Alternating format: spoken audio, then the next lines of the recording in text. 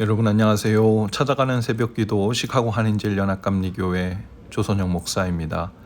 오늘도 변함없는 주님의 은혜와 평강이 저와 여러분의 삶의 종일 풍성하기를 기도합니다. 오늘 말씀은 누가복음 15장 1절에서 10절까지 말씀입니다. 모든 세리와 죄인들이 말씀을 들으러 가까이 나오니 바리새인과 서기관들이 수군거려 이르되 이 사람이 죄인을 영접하고 음식을 같이 먹는다 하더라. 예수께서 그들에게 이 비유로 이르시되 너희 중에 어떤 사람이 양 100마리가 있는데 그 중에 하나를 잃으면 99마리를 들에 두고 그 잃은 것을 찾아내기까지 찾아다니지 아니하겠느냐. 또 찾아낸즉 즐거워 어깨에 메고 집에 와서 그 벗과 이웃을 불러 모으고 말하되 나와 함께 즐기자. 나의 잃은 양을 찾아내었노라 하리라. 내가 너희에게 이르노니 이와 같이 죄인 한 사람이 회개하면 하늘에서는 회개할 것 없는 의인 99으로 말미암아 기뻐하는 것보다 더하리라. 어떤 여자가 10드라크마가 있는데 하나를 잃으면 등불을 켜고 집을 쓸며 찾아내기까지 부지런히 찾지 아니하겠느냐. 또 찾아낸즉 벗과 이웃을 불러 모으고 말하되 나와 함께 즐기자. 잃은 드라크마를 찾아내었노라 하리라. 내가 너희에게 이르노니 이와 같이 죄인 한 사람이 회개하면 하나님의 사자들 앞에 기쁨이 있느니라. 아멘. 저명한 한 천문학자가 외계인이 있다고 생각하느냐는 질문에 답하는 것을 들은 적이 있습니다. 자신은 외계인이 99.9% 있다고 믿는다고 대답하더군요. 아니 그 정도로 확신하는 이유가 무엇이냐고 물었더니 확률 때문이라고 합니다. 전체 우주의 크기와 별들의 개수에 비하면 지구 하나가 차지하는 자리와 비중이라는 것은 0.0000001%도 안 된다는 것이죠. 그러니 만일 이 넓은 우주에 그 많은 별들 중에서 오직 지구에만 생명체가 산다면 이 우주는 너무 큰 낭비라는 것입니다. 그래서 자신은 99.9% 외계인이 있을 것이라고, 다른 생명체가 어딘가에 그것도 생각보다 많이 있을 것이라고 믿는다고 하더군요. 한편으론 학자다운 추론이고 일리가 있는 말이라고 생각이 되면서도 저는 오히려 거꾸로 생각이 되었습니다. 외계인이 있어야 한다, 없어야 한다는 말이 아니라 적어도 제가 아는 하나님은 말도 못하게 낭비하는 분이라는 것을 알고 있기 때문입니다. 그 넓고 큰 우주를 만드신 하나님께서 지구에 있는 한 사람을 구하시려고 자신의 독생자 아들 생명을 내어주셨다는 말씀, 그 말씀은 그 넓은 우주에 오직 지구에만 사람을 살게 하신 일보다도 훨씬 말도 안 되는 낭비 중에 낭비 이야기이기 때문입니다. 우리가 하나님의 사랑과 하나님의 사랑의 방식을 몰라서 하는 소리이죠. 천문학자가 말한 그 엄청난 확률이, 또 그 낭비 이야기를 듣고 나면 오히려 우리를 향한 하나님의 사랑이 얼마나 놀랍고 큰 사랑인지가 더욱 실감이 될 것입니다. 오늘 본문에 낭비하시는 하나님에 대한 이야기가 또 소개되고 있습니다. 잃어버린 양 한 마리를 찾기 위해 99마리 양을 두고 온 산을 찾아 헤매시는 하나님이시라는 거죠. 도로 되찾기까지 찾아다닌 이야기입니다.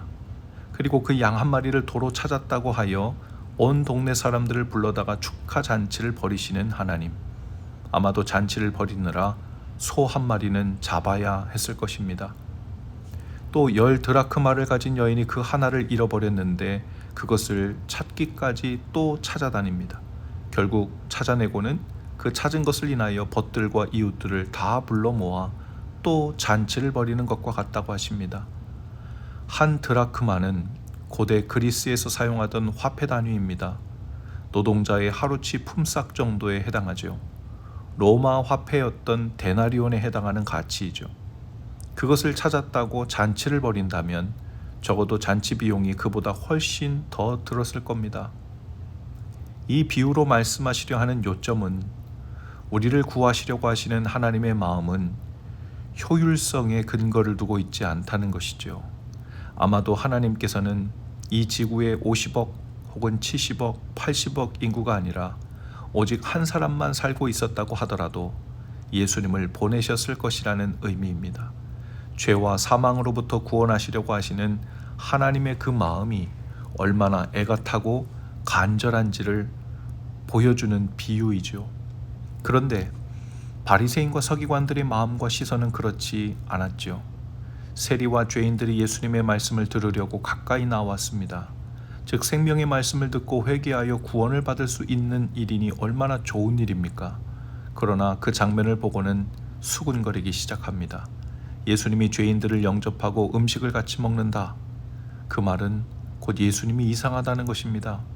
저렇게까지 할 필요가 있느냐는 것이죠. 또 저렇게까지 할 정도로 가치 있는 사람들이냐 하는 그런 의미이죠. 그러나 예수님은 이 두 가지 비유를 말씀하시면서 강조하십니다. 그 잃어버린 한 마리를 찾아내기까지 찾아다니지 않겠느냐? 그 잃어버린 한 드라크마를 찾아내기까지 찾아내지 않겠느냐?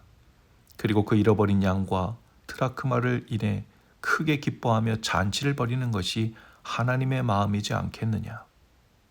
이 죄인들과 세리들을 향한 하나님의 마음이 그러하시다는 겁니다.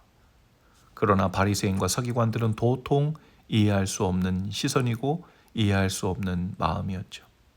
지금 예수님이 죄인들과 세리들을 영접하여 함께 식사도 하면서 이야기를 나누시는 것은 마치 잃어버렸던 그들의 영혼을 되찾기 위해 온 산을 뒤지고 있는 하나님의 발걸음과 같다는 것이죠.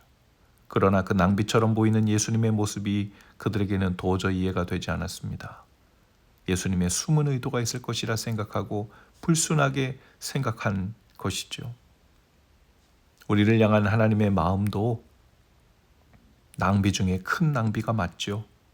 그리고 오늘 우리 주위에 있는 사람들 중에도 세리와 죄인과 같은 사람들은 아닐지 몰라도 우리들 눈에, 우리들 마음에 저런 사람을 구원하시고 되찾기 위해서도 예수님이 오셨을까 싶은 사람이 있을 수 있죠.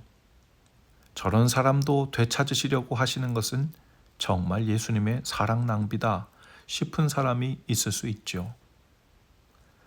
저런 사람도 만일 구원받아 천국 간다면 같이 구원받는 우리들의 명예훼손이 되지 않겠는가 싶은 사람도 있을지 모릅니다. 바리새인과 서기관들의 심보가 딱 그랬던 겁니다.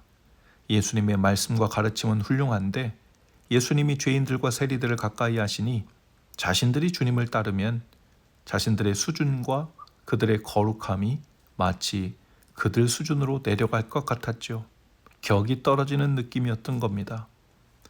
그들은 그런 교만 가운데 살다가 망했습니다. 죄인과 세리들보다 자기들은 그들과 같지 않다고 생각하던 그들의 교만을 하나님께서는 더 안타깝게 여긴다는 것을 몰랐습니다. 주님의 엄청난 사랑의 낭비 덕분에 그들도 구원을 얻었고 우리도 구원을 받았고 하나님의 자녀가 되는 말도 안 되는 영광을 누렸다는 것을 우리가 기억해야 하죠. 이제는 함께 기뻐하고 즐거워하며 하나님의 그 영광의 잔치에 참여하듯 사는 일만 남았습니다. 그리고 이 놀라운 온 우주적 천국 잔치에 더 많은 이들이 참여하여 함께 그 기쁨을 누리도록 초청하는 일, 열심히 부지런히 찾아내기까지 함께 찾아다니며 사는 일, 이것이 바로 이 땅에 살고 있는 우리의 사명인 거죠. 오늘도 우리를 향한 하나님의 사랑은 우리의 상상을 초월합니다. 그 사랑으로 인하여 그 은혜로 살게 된 겁니다. 그 사랑과 은혜로 보호받을 뿐 아니라 그 사랑과 은혜로 인해 하나님과 함께 즐거워하며 사실 수 있기를 바랍니다. 그리고 우리에게도 주님의 마음과 시선을 주셔서 잃어버린 한 영혼을 찾아내기까지 찾기 위해 주님과 함께 온 산을 함께 뒤지듯 또 그들을 위해 기도하며 그들을 주님께로 인도하는 사명 감당하시며 사시는 날 되실 수 있기를 주님의 이름으로 축복합니다. 기도하겠습니다. 주님, 저희를 향한 하나님의 그 놀라운 사랑에 감사합니다. 저희도 주님과 함께 이 땅을 사는 동안 온 세상을 두루 다니며 잃어버린 양들을 찾아내기까지 찾게 하옵소서. 주님과 같이 한 영혼을 위해 온 삶을 다 내어드리는 거룩한 낭비가 저희들 삶에도 나타나게 하옵소서. 예수님 이름으로 기도합니다. 아멘. 여러분 오늘도 말씀 동행으로 화이팅입니다. 저는 내일 아침에 다시 찾아오겠습니다.